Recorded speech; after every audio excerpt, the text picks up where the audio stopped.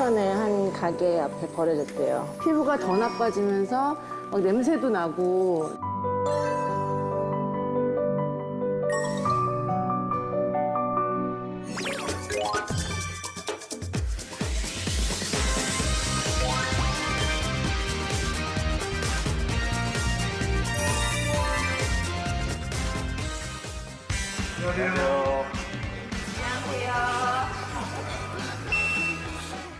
모든 동물이 행복하게 사는 세상을 꿈꿉니다. 동물행복연구소. 애니멀 시그널. 안녕하세요, 장현입니다. 네, 안녕하세요. 이상준입니다. 예. 안녕하세요. 저는 반려동물 행동교정사 이웅용입니다. 반갑습니다. 네. 오늘은 처음부터 선생님과 함께여서 그런지 애니멀 시그널 더 기대가 됩니다. 뭐 요즘 뭐 날씨가 엄청 하늘을 보면은 기분이 좋아질 만큼 엄청 맑아요. 네. 예. 근데 또 요즘 따라 산책로에 나온 강아지들 정말 많거든요. 근데 좀 제가 걱정이 되는 게 반려견의 야외 활동이 늘어나는 시기에 주의해야 될 점이 있다고 하더라고요. 예. 상준 씨 뭔지 아세요? 예.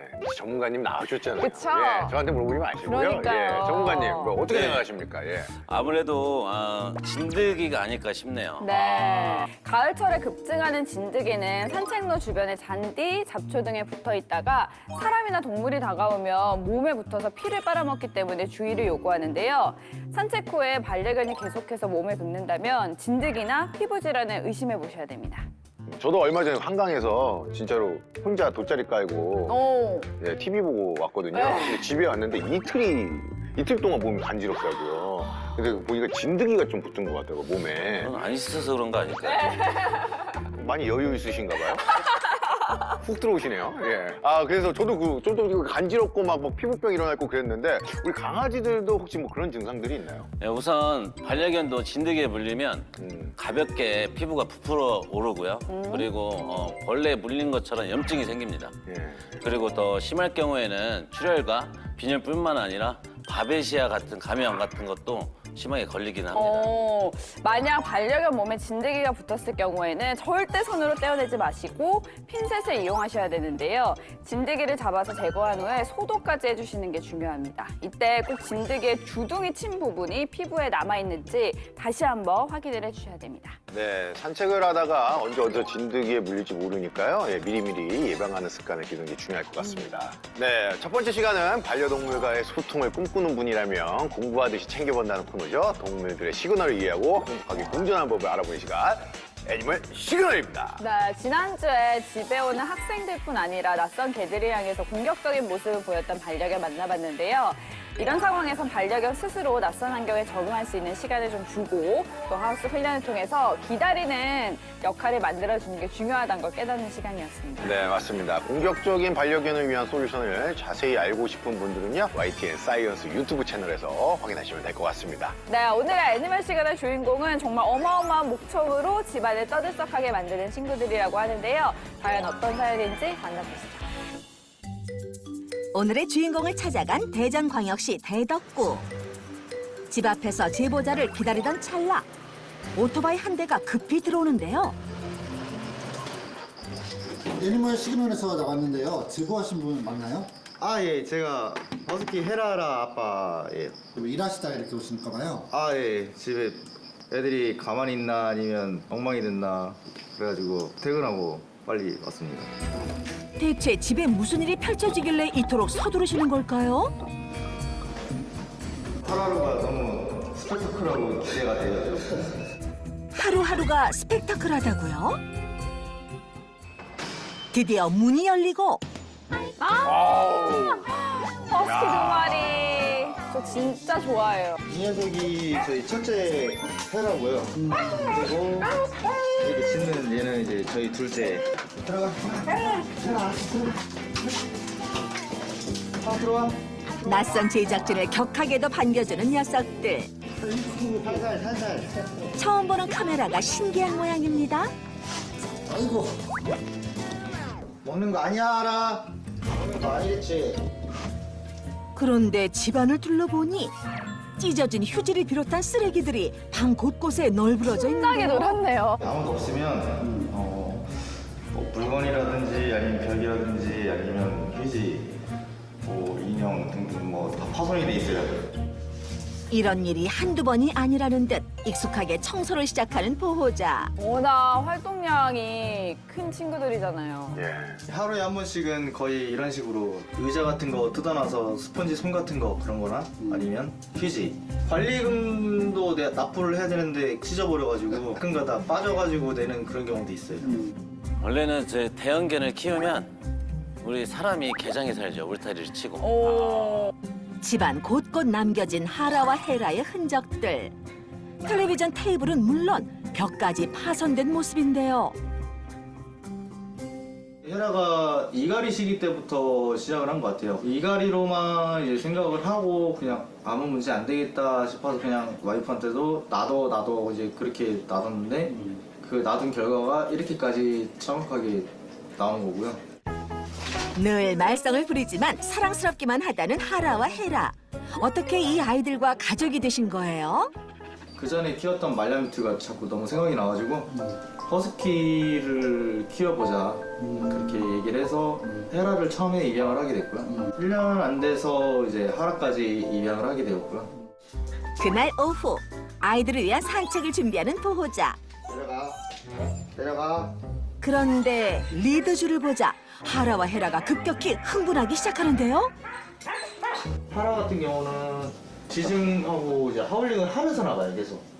그러다 보니까 야간에는 그런 것 때문에 사람들 잘 때 깨고 막 그럴까봐. 여름이는 안 그래. 여름이도 문만 열면 나가요. 산책 전 하울링을 하며 짖는 하라의 문제 행동. 이로 인한 보호자의 고민이 가장 크다고 하는데요. 그래서 이렇게 이제 계속 나갈 때마다 흥분하고 그러다 보니까 산책이 어렵죠. 어려워지는 거죠. 문이 열리자 더욱 높아지는 하라와 헤라의 흥분도. 짖음과 동시에 달려나가는 탓에 건물 전체에 짖는 소리가 울려 퍼집니다. 산책 나오게 하면 흥분을 많이 하네요. 네, 한 번 나갈 때마다 계속 그래가지고 이거는 저희가 해도 어떻게 해도 안 고쳐지더라고요. 그래서 하울링을 하고 있고 짖고 계속 그래가지고 근데 야간에는 시도를 못 해요. 너무 짖어가지고 방금 전에 계단에서 울린 것처럼 그렇죠. 너무 그러다 보니까 민원이 엄청 들어오기 때문에 아이들의 문제 행동 때문에 한 번 산책을 나오는 것조차 쉽지 않답니다. 그리고 또 하나의 문제점. 늘 보호자보다 앞서 나가려는 하라의 행동인데요. 제멋대로 구는 탓에 통제가 잘 되지 않는답니다. 헤라 같은 경우는 누구하고 산책을 해도 얌전하게 가요. 근데 하라 같은 경우는 사람이 바뀌면 바뀔수록 그 땡기는 힘이 더 강해져요. 저도 솔직히 감당이 잘은 안 돼요. 그리고 이렇게 같이 잡고 이렇게 가도 헤라가 앞서 나가면 하라가 무조건 튀어나가서 그걸 하라가 먼저 앞장서려고 하고. 그러니까 아이들의 에너지를 풀어주고자 함께 뛰기 시작하는 보호자. 엄청난 속도를 자랑하는데요. 좀 지치나 봐요. 한번 산책할 때마다 힘 다 빠지죠. 네, 맞아요. 그리고 이제 일을 가면 이제 더 힘들어지고요. 근데 산책이 진짜 쉽지 않으실 것 같아요. 잠시 후 평화를 되찾은 산책 시간. 하지만 하라의 문제 행동으로 인해 예상치 못한 돌발 상황이 발생한 적도 여러 번이라는데요. 야간에 이제 산책을 너무나 하고 싶어가지고 차에 하라를 태우고 리드줄을 하는 도중에 하라가 도망을 가버렸어요. 산에까지 가서 4시간의 끝에 이제 찾게 됐는데 이제 와이프는 그때 그렇게 하자마자 울고 난리 나서 오늘은 무사히 산책을 마쳐 한시름 놓았는데요. 집으로 돌아온 하라와 헤라는 목을 축이기 바쁩니다.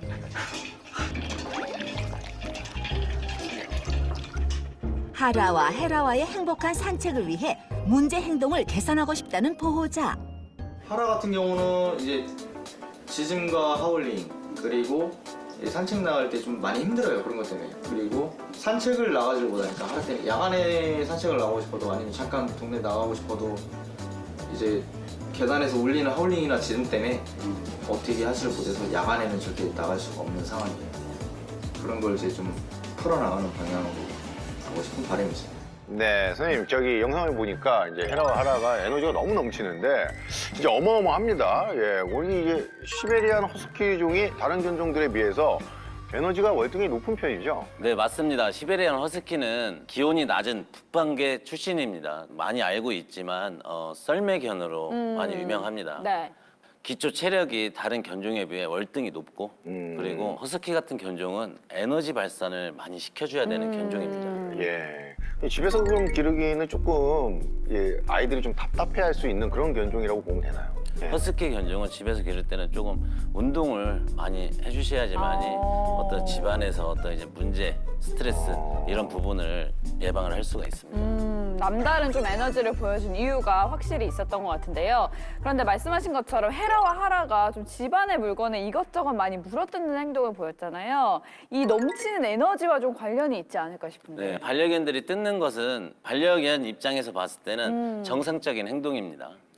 하지만 보호자 입장에서는 스트레스 받는 일이겠지만 그래도 계속 이런 일이 생기다 보면 강아지한테 대하는 감정이 나빠지게 되겠죠. 나빠지다 보면 반려견도 주인한테 대하는 감정이 나빠지고 서서히 안 좋아질 수밖에 없어요. 네. 그래서 보호자분이 에너지를 좀 분출시켜주기 위해서 산책을 자주 나가려고 하시는 것 같아요. 네. 보호자가 이제 리드줄을 꺼내자마자 하라가 막 하울링하면서 계속 짖는 모습을 보였는데 이렇게 하라가 이제 하울링하는 특별한 이유가 있을까요? 허스키 종은 하울링 하는 이유는요.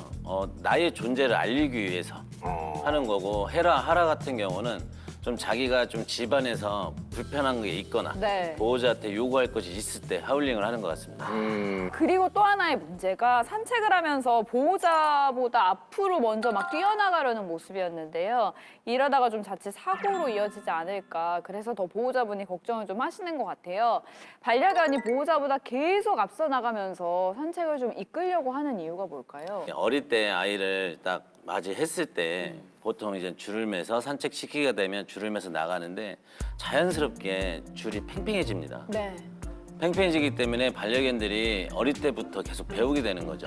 아, 줄이 당겨져야지만이 산책을 하는구나. 그러니까 입장 차이가 조금씩 틀린 겁니다. 사람은 반려견이 끈다라고 생각하지만 네. 반려견들은 내가 줄을 당겨야지만이 산책을 나갈 수 있구나.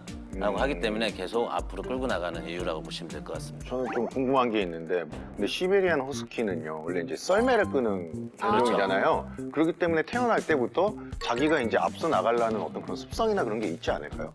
그렇죠. 다른 견종에 비해 앞으로 돌진, 뛰고자 하는 습성이 엄청납니다. 원래 그런 견종이기 때문에 그거를 이제 고치려고 하면 안 되는 거 아니에요? 그렇게 원래 그렇게 태어났기 때문에? 그렇게 고치려고 하면 안 된다 이렇게 말하는 것보다 그러면 안 키우는 게 맞는 거죠. 아 그래요? 반려견을 내가 야생 동물을 키울 때는 어느 정도는 반려견들의 행동들을 억제를 시켜야지만이 보호자나 행복하게 살 수가 있습니다. 알겠습니다. 예. 우리 또 이육륜 전문가님 앞에서도 우리 헤라와 하라가 손반지 좀 말썽꾸러기 모습을 보였을지 궁금한데요. 어땠나요? 저 이번에는 조금 쉽지 않았군요. 쉽지 않았고요. 예. 그리고 아이들은 이제 문제를 좀 심각하게 생각을 해서 조금 냉정하게 교육을 하고 왔습니다. 이렇게 또 말씀해 주시니까 더욱더 궁금해지는데요. 예, 어떤 일이 있었는지 지금 만나보시죠.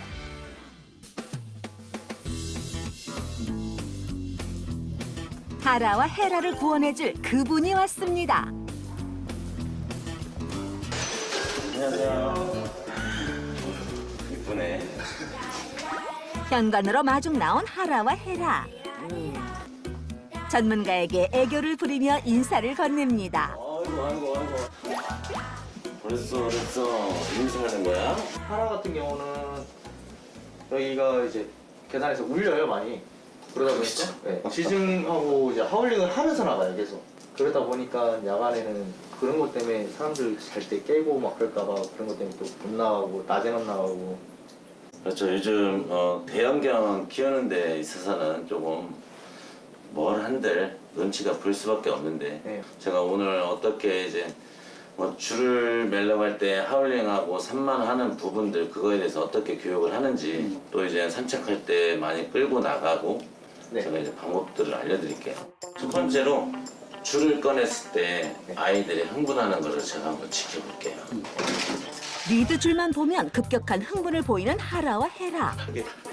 하라는 특히 하울링까지 하며 계속해서 짖는 행동을 보였는데요.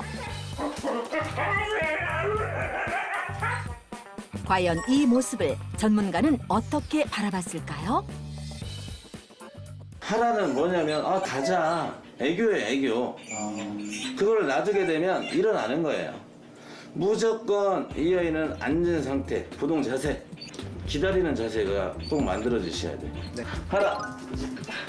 이렇게 오면 탁 걸어주세요. 탁 매서 이 아이를 여기서 딱 제압을 시켜야 되는 거예요.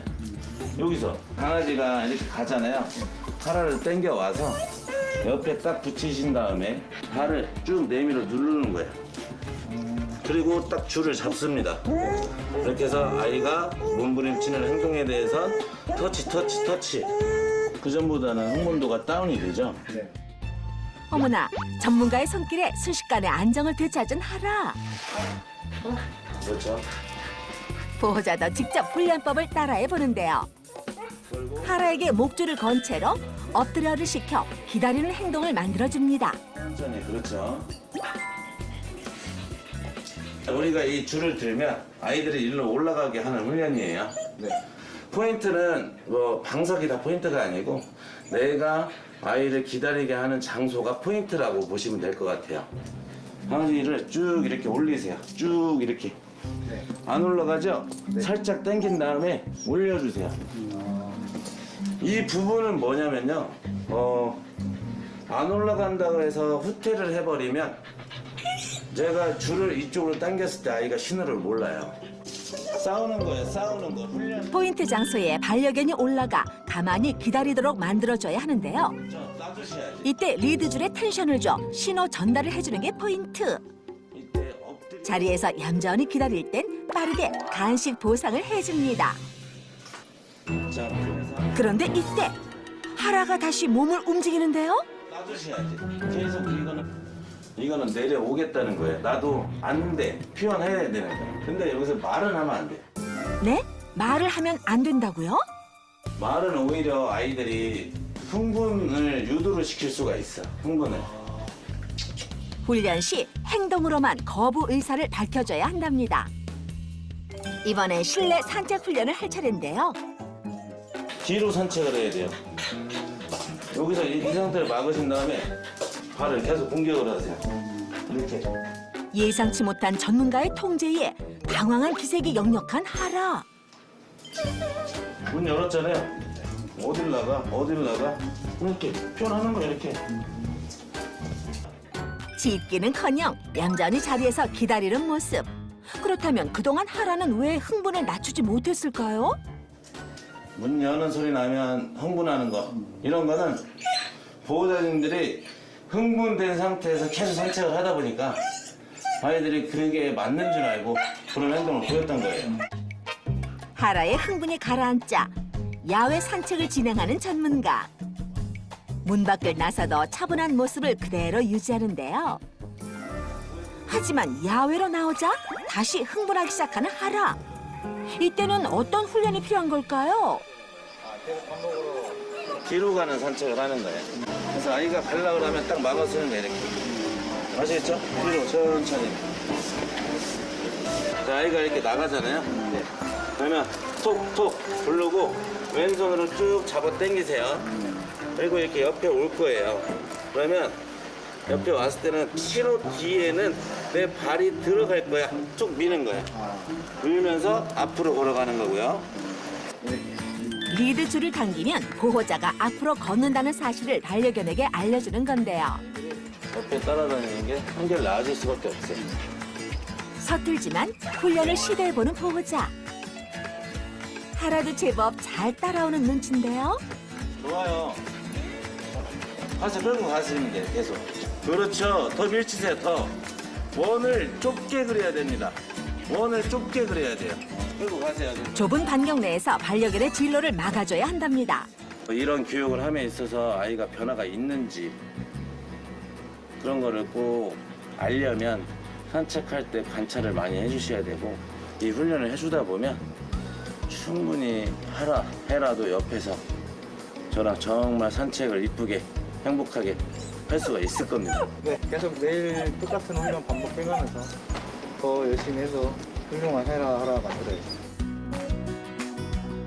산책 시 높은 흥분도를 보였던 하라와 헤라.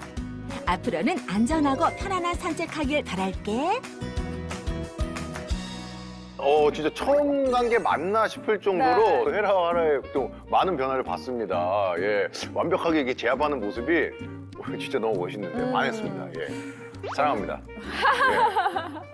정말 오늘 다양한 솔루션 해주고 오셨는데 다시 한번 이 자리에서 좀 정리해 볼게요. 목줄을 착용하기 전에 보호자의 옆에 한 지정된 장소에 올라가 있는 거 이런 교육부터 해주셔야 됩니다. 그 포인트에 올라간 뒤서는 어느 상황, 뭐 줄을 꺼내든지 간식을 꺼내든 현관문을 열든 이런 상황이 있더라도 그 반려견들은 그 안에서 기다릴 수 있게끔 포인트 교육을 그 정도까지 시켜주셔야 됩니다. 아, 포인트 공간에서 좀 스스로 기다리게 한 뒤에 자연스럽게 흥분이 낮아지도록 하는 것 같은데 이 과정을 거치면 산책이 훨씬 더 수월해질 것 같아요. 반려견이 나가려고 하면 보호자가 발을 이용해서 나는 아니다 라고 표현을 해주고 그리고 아이들이 막 가고자 하는 거에 대해서 막 뛰쳐나가고 낑낑대고 하는 거조차를 보호자들이 아니다라고 표현을 해줘야 되는데 이때 중요한 거는 반려견들이 나가고자 할 때 보호자들이 자꾸 말을 겁니다. 흥분했을 때. 야, 하지 마.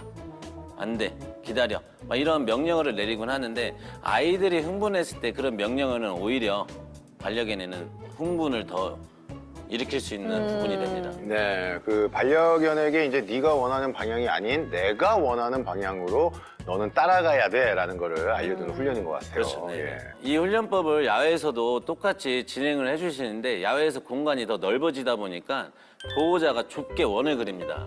자, 원을 그릴 때는 보호자가 반려견 오른쪽에 있습니다. 그리고 강아지 위치는 제 다리 옆에입니다. 네.